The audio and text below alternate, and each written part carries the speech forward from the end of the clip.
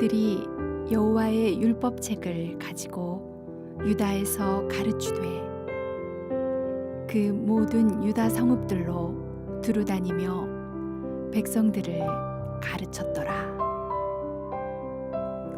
남쪽 유다의 왕들은 다윗부터 마지막 시드기야까지 모두 22명이었습니다. 그 가운데 정말 훌륭한 선정을 펼친 왕은 모두 3명이었고 성경은 이들을 평가할 때 다윗과 같았다고 합니다. 그 3명은 여호사밧, 히스기야, 요시야입니다. 오늘부터 며칠 동안 유다 왕 여호사밧 때 있었던 일들을 함께 살펴보겠습니다. 여호사밧에 대한 성경의 간략한 평가는 이렇습니다. 그가 그의 조상 다윗의 처음 길로 행하였다. 오직 하나님께만 구하고 그의 계명을 잘 지켰기 때문에 하나님께서 그가 다스리는 나라를 견고하게 하셨다. 그는 자기 나라 구석구석에 있는 이방신을 몰아내고 하나님만을 전심으로 섬긴 왕이었습니다. 자, 여기서 이런 의문이 듭니다. 여호사밧은 자신이 가진 왕의 권력을 이용하여 여호와 종교를 진흥시키려 하였습니다. 군인들을 보내서 우상의 신당을 불태우고 그 사제들을 쫓아내었습니다. 또한 하나님을 따르는 사람들을 높이고 중용하였을 것입니다. 왕이 앞장서서 종교개혁을 일으킨 것입니다. 자, 그런데 이렇게 할 때 부작용도 예상할 수 있습니다. 왕의 명령이 두려워서 거짓으로 신앙을 고백하는 사람도 있을 것이고 믿지도 않으면서 왕의 눈에 들기 위하여 믿는 척하는 위선자들도 있지 않겠습니까? 역사적으로도 이런 일이 있었습니다. 초기 기독교는 로마 제국으로부터 잔혹한 박해를 견뎌야 했습니다.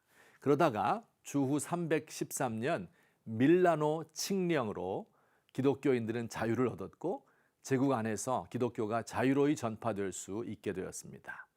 뿐만 아니라 로마의 황제가 하나님을 충성스럽게 섬겼고 자신의 권세를 사용하여 기독교의 부흥을 위하여 노력하였습니다. 소위 크리스텐덤이라 불리는 서구 기독교 세계가 시작된 것입니다. 국왕이 왕위에 오르려면 교황이 그 머리에 대관식을 해주었고 고위 공직자가 되기 위해서는 기독교로 개종을 해야 합니다. 교회 지도자에게는 높은 지위와 권력이 주어졌습니다. 그러나 이런 식으로 종교와 국가의 권세가 연합하게 되면서 교회는 타락하기 시작했습니다. 믿지도 않으면서 세례를 받고 공직에 취임하기 위하여 거짓으로 신앙 고백을 하고 주교들은 황제의 도움을 받아서 자리를 차지하기도 하였습니다. 교회 안에는 돈과 권력을 쫓는 파리떼만 득실거리고 진정으로 하나님을 섬기는 사람들을 찾아보기 어렵게 된 것입니다. 여호사밧이 자신의 권세로 종교를 강제할 때 이런 문제가 발생하지 않을까요? 여호사밧은 이 문제를 어떻게 해결하려 하였을까요? 그가 택한 방법은 하나님의 말씀을 잘 아는 제사장과 레위인을 전국에 보내어 율법책의 내용을 백성들에게 풀어 가르치는 것입니다. 말씀의 진리를 깨닫게 함으로 강제가 아닌 진심으로 하나님을 섬기도록 한 것입니다. 그들이 가르친 창세기, 출애굽기, 레위기, 민수기, 신명기에는 단지 하나님을 섬기고 정의롭게 살아가는 율법만 들어있는 것이 아닙니다. 하나님은 어떤 분이시고 그가 왜 조상들을 택하셨는지, 믿음의 조상들이 어떤 삶을 살았는지, 무엇을 위해 살아야 하고 무엇을 위하여 기도해야 하는지, 사람들을 어떻게 사랑해야 하는지 등등이 기록되어 있습니다. 그 말씀을 듣는 사람들은 그 마음이 뜨거워지고 진리를 발견하게 된 기쁨이 충만하였으며 잘못된 일들을 회개하고 하나님을 전심으로 사모하게 마련입니다. 한국교회 부흥은 말씀을 풀어 가르치는 사경회로부터 시작되었고 한국교회 쇠락은 하나님의 말씀을 사모하는 마음이 줄어든 데에서 기인하였습니다.